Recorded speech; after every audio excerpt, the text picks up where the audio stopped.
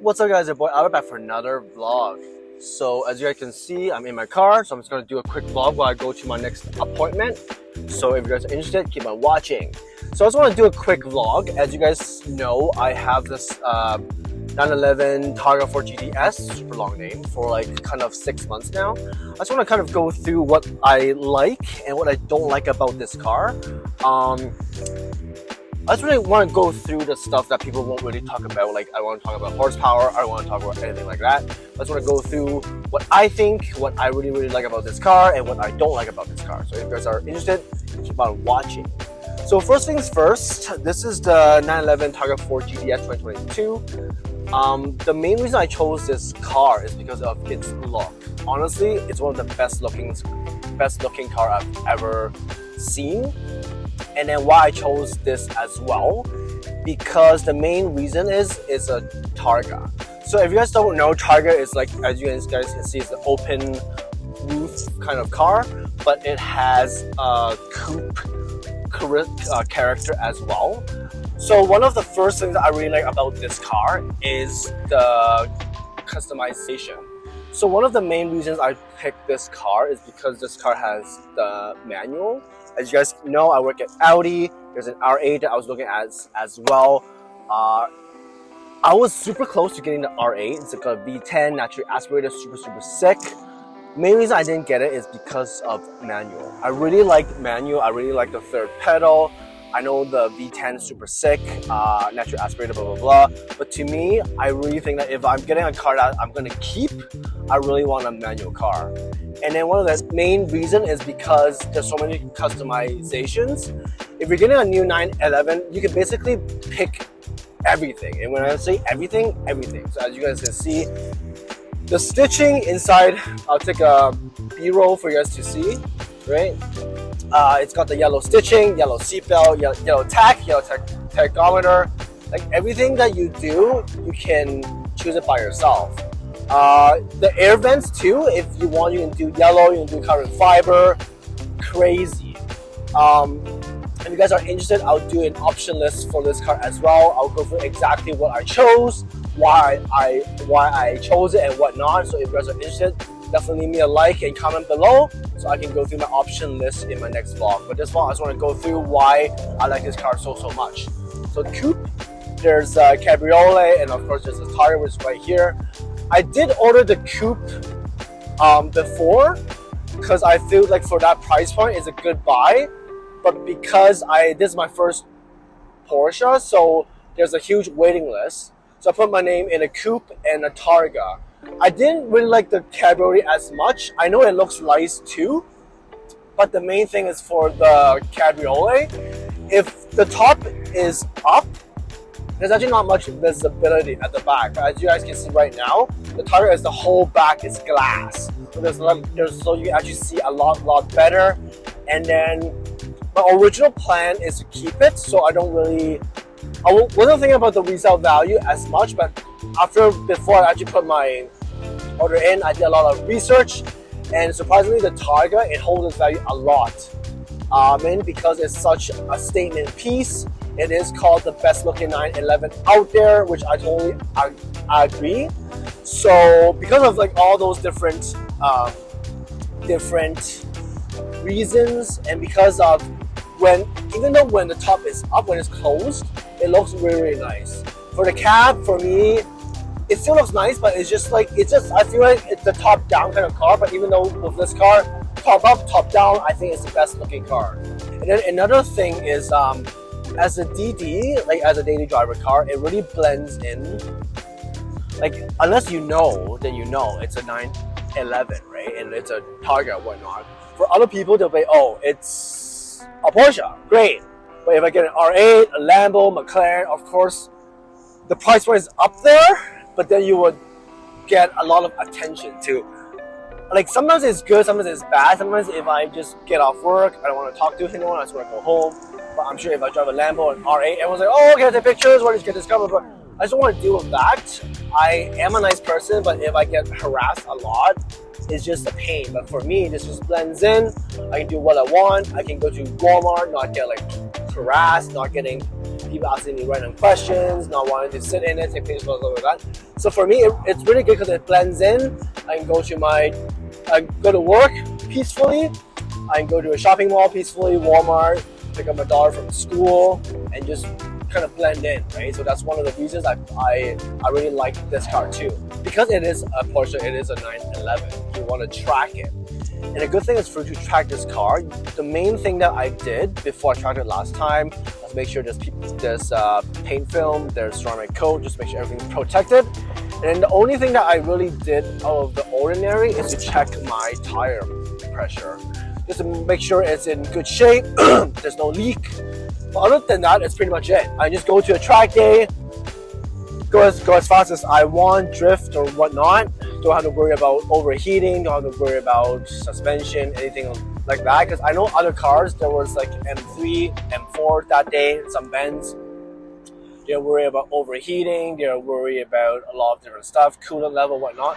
But for this, I just drove it, make sure the tire level is good, drove back home, easy peasy, right? So that's also one of the main reasons too. I can do what I want and relatively have lower maintenance, right? Another thing is the exclusivity. So because when I ordered this car to actually getting it, it took me a year and a half. I'll go through all that on my next vlog when I go through my options and whatnot. But because it is so rare, it holds its value a lot.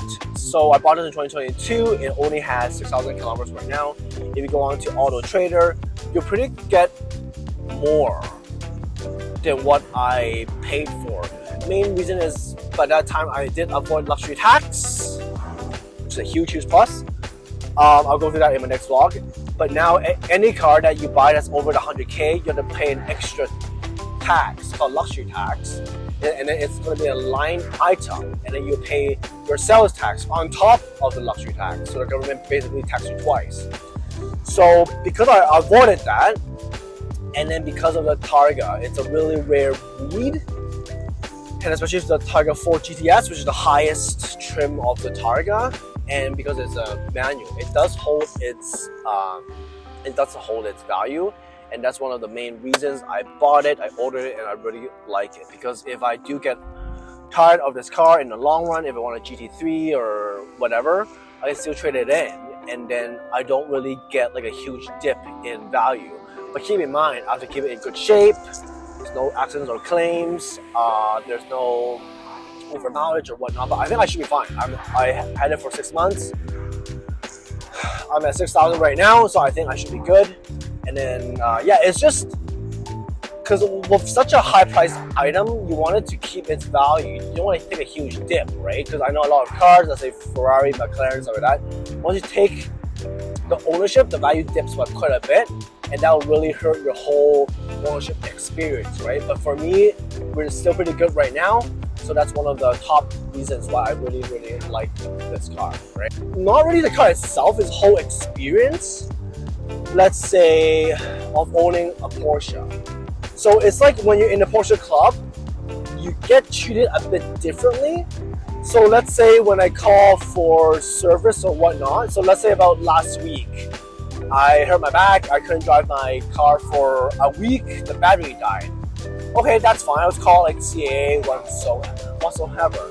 Cool thing is, for the Porsche, you can actually call through your app. So you don't have to get transferred by different operators and being asked you the question. You just go through your app and you just be like, I need roadside assistance. I press that within 5 seconds. I got transferred to an operator. They're like, hi, Mr. Chow, are you okay? Are you in a safe place? I was like, yes. And I briefly explained the problem. Just wanted me to kind of reconfirm where I am, reconfirm my date of birth and my VIN. That's it. I don't have to go through any other weird operators, wait. And then they'll send me a link, and then they will actually track how long the towing company would take to reach me. So that's super cool because like for other brands, you would go through different waits, and then you won't be treated as nicely, I guess. And then another thing is like when I ordered this car, you actually get an app and you can track your car every step of the way. And it's just all this, you feel you're really you're really being treasured as a Porsche customer. You're not just any random person buying a car, right? So it's just the whole experience. You feel you're loved, you're being recognized, you're one of the really prestigious Porsche owner. So it's just kind of a customer service experience that really enhances the whole driving experience. I know other cars, like Ferrari, McLaren's, yes, the car is great, but the owners get treated like shit, right? Like there is no ownership loyalty. People hate their car when they need help. There's no help to be found. Whenever I need any help, no matter it's my SA, the lady that sold this car to me, or the service department, or like the back end, it's just instant quick, right? Oh, that's all the stuff that I really like. I'll go to the stuff that I really don't like. Sorry, I can't say don't like. I really love this car. It's just like dislike. So as you guys can know, when I drive my car, I really drive my car. I might sometimes drive a bit aggressively. So it's just, yeah, there's more pressure when I drive. It's not like usually when I go through potholes, I'll make sure it's straight. But for this car, I have to avoid it, mainly because it's got low profile tires. I just want to get it straight, stuff like that. There's a bit more of, I have to kind of see if other people, like if certain trucks and whatnot, can actually see me, so to prevent them from crashing onto me. So because of this, like there's more pressure while driving this car, although I love driving this car, but it's just like there's more stuff to look forward to. Sorry, just prevent. So if there's any rocks, if there's something on the ground, and there are cars coming out, if I go through like any stop signs or red lights, no one's kind of running through it. There's just a bit more pressure. I have to, when I park, I tend to park way further than I used to go. Let's say if I'm parking at Walmart, I'm not gonna park next to the Walmart. I park way far. I avoid where people is gonna put their carts back.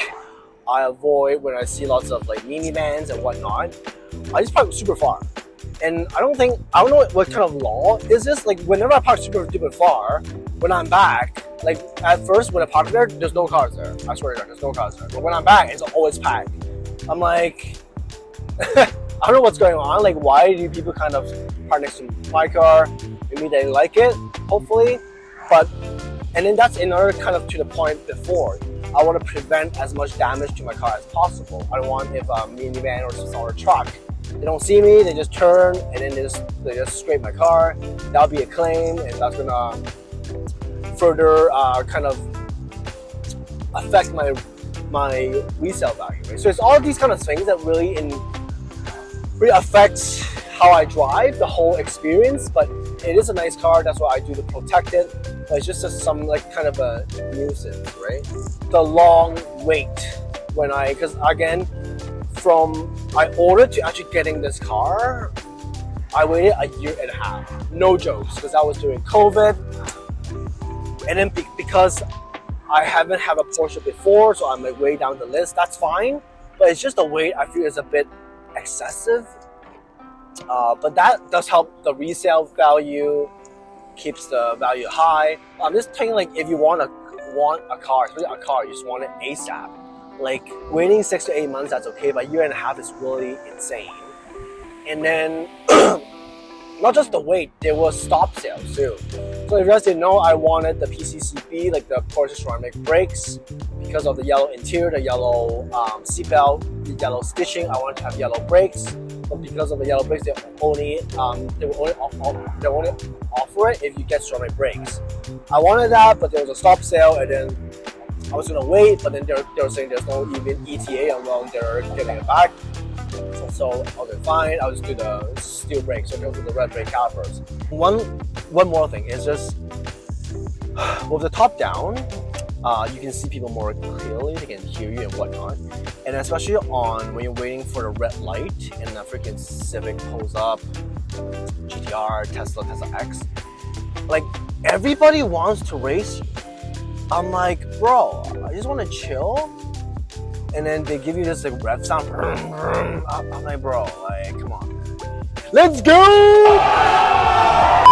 One last thing I just want to say, like really, it really annoys everything out of me. And I'm sure you guys would know the exhaust. Like, holy, like, why does it sound so bad? Like if you guys watch my previous vlog, the previous gen exhaust sounds great. Like, if I had that exhaust sound, I won't think about like swapping exhaust. But I know with the carbon, like they want to drop the carbon, the carbon whatsoever. So they put in like an OPF header, so that helps to filter the carbon out. But because of that, the exhaust sound really restricted. It does sound like a lawnmower, and it's a cheap kind. Like with because I always turn on my sport exhaust just to make me kind of hear something. There's like really slight pops and slight bangs, but it doesn't feel like it's a Porsche 911.